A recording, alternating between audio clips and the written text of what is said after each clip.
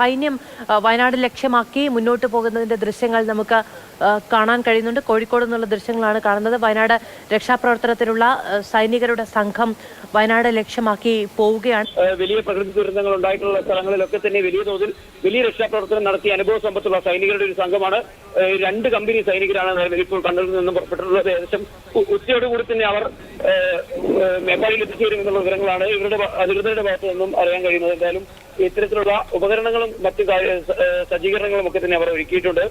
2 HADR humanitarian assistance and disaster റിലീഫിന്റെ 2 company സൈനികരാണ് ഇപ്പോൾ നിലവിൽ കണ്ണൂരിൽ നിന്നും പോകുന്നത്.